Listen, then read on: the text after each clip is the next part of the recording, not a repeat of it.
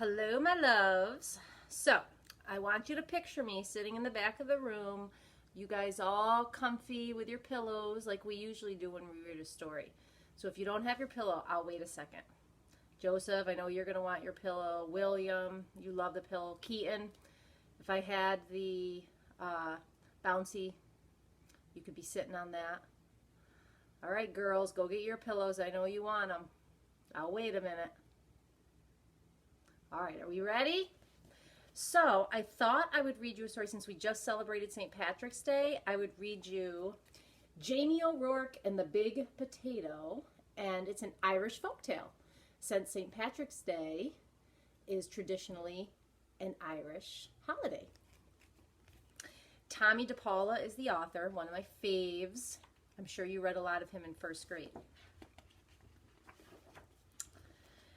Jamie O'Rourke was the laziest man in all of Ireland. He would do anything to avoid working, especially if it had to do with growing potatoes. Look at that. They already gave him a character trait. They said he was lazy. All right, as I'm reading, I want you guys thinking about what's the problem in the story and how was the problem solved. So we're going to climb that character mountain. We got our character trait for Jamie. He's lazy. Okay, what makes him lazy? Let's read and find out. Jamie O'Rourke, his wife Eileen would say, will have nothing to eat this winter if you don't go out and dig up the praties. Oh, the saints preserve us, Jamie would whine. Me back's as sore as can be. Sure as I'm telling you, wife, you'll have to dig them up yourself. I'll break in two if I so much as get up out of this bed. So Eileen, who had done all the planting and watering, and weeding anyhow, would go out to the tiny garden and dig up the smallest potatoes in Ireland, all because Jamie was too lazy to dig a larger garden, and had no money to buy good potato seed.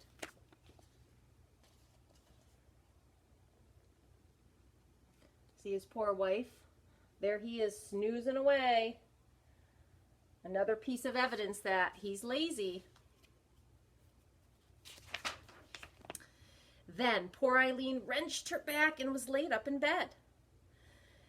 Saint Bridget and the Virgin Mary herself must have smiled on Eileen O'Rourke, the village women would say. Why, it's the first rest she'd had since she's married Jamie O'Rourke. With Eileen in bed, Jamie began to worry. No Eileen to dig meant no praties all winter, and no praties meant no food. Oh, poor me, wailed Jamie. I'll starve to death. I'd best go to church and confess to Father O'Malley. There's no telling how soon death will be knocking on my door. So even though it was midnight, Jamie set out for the church. He was about halfway down the hill when he heard singing and a tap-tap-tapping sound. All right, boys and girls, make a prediction. Turn to someone in your family. Who do you think or what is making that tap-tapping sound?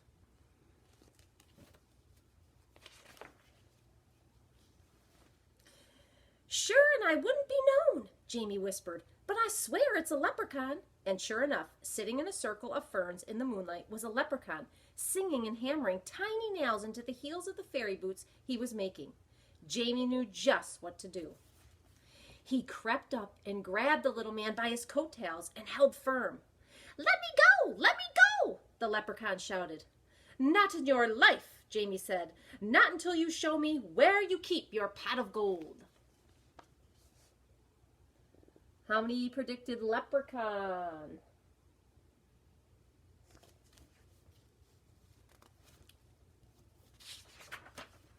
Now, everyone in Ireland knows the leprechauns make boots and dancing shoes for the fairies, who pay for them with gold. And everyone knows that if you catch a leprechaun, he'll pay for his freedom with his pot of gold. But this leprechaun was cleverer than most. Oh, please, Mr. Mortal Man, he pleaded.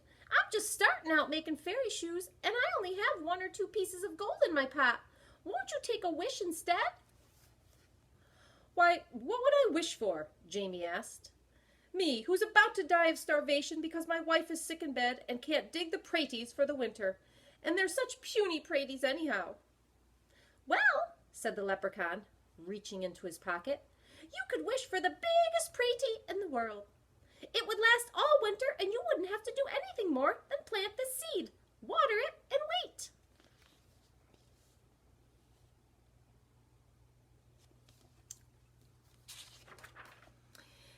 That sounded wonderful to Jamie.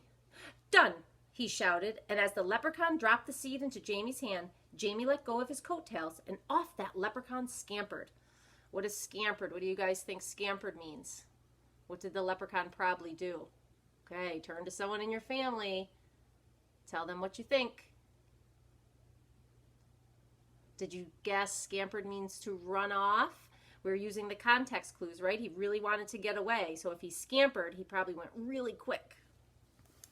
When Eileen heard what he had done, she was furious. Jamie O'Rourke, you're not only the laziest man in Ireland, but a fool as well. Giving up a pot of gold for a pratie seed. Well, I'm going to plant this seed and water it, and you'll see, Jamie said, and out he went.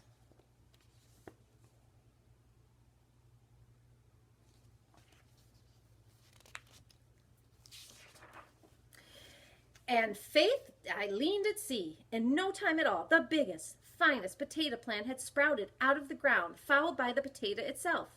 It was so big it pushed up not only all the dirt in the garden, but the garden shed and the corner of the cottage as well.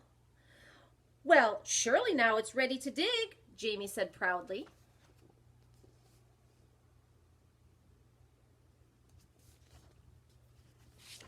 See if you can see this better if I do this.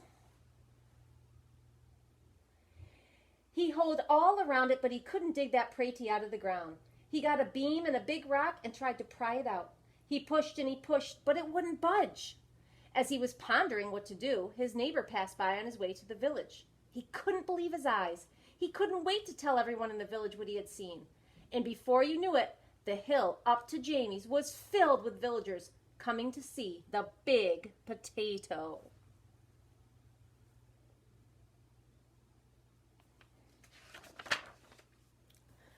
Where did it come from, they asked. Jamie told them about the lucky night he had caught the leprechaun and how smart he had been. Why, anyone could have gotten a pot of gold, he bragged, but the biggest pratie in the world? Well, that took some doing.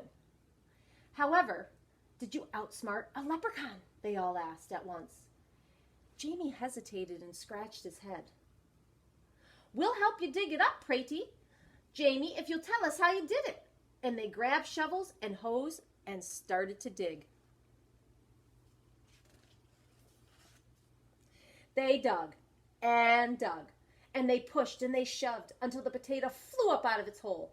It rolled down the hill faster and faster until it reached the bottom, where it bounced up high and came to a stop, wedged between the stone walls on either side of the road. What to do now? Ooh, I think we've hit the climax of our story, right? We're at the top of that story mountain. Here's the big problem is presenting itself. They just blocked the whole road. How are they going to solve this problem? See if you can turn to somebody in your family. What is an idea for solving this problem? I'm going to give some quiet talk time for about 20 seconds. Give them your idea. You know you have lots of ideas.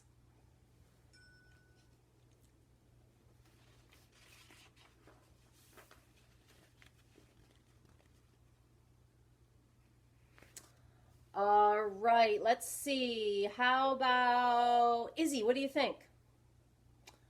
That's right. I can't hear you, but I think I know what you're thinking. You might be saying, oh, they could eat it, and maybe that would unblock it. Or Caden, what do you think?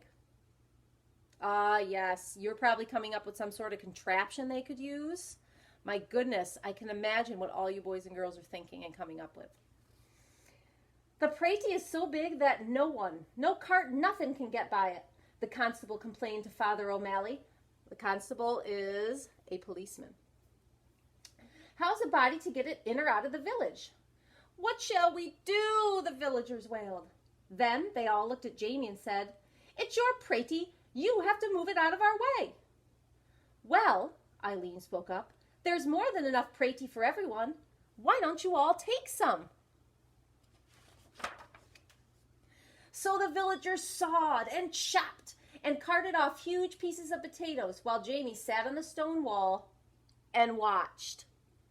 Oh my goodness, he is still being lazy.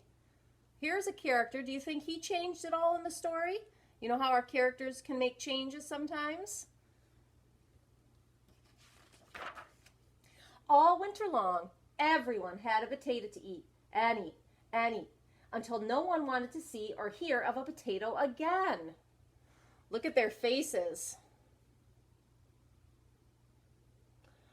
I don't see them making them into French fries. That's Miss Wantuck's favorite. In the spring, Jamie said, I saved a potato eye for a seed, and it's just about time to plant it. Oh no, the villagers all cried. If you promise not to plant it, Jamie, we'll promise before St. Patrick and all the saints to see that you and Eileen always have plenty to cook and eat. We don't want another giant pratie around here. Jamie smiled and agreed. What a perfect life for a lazy man. And so you see, darling Eileen, Jamie told her, I wasn't such a fool with that leprechaun after all. And Eileen had to admit that Jamie O'Rourke was right. And look who's there smiling all the way to the bank, as we would say.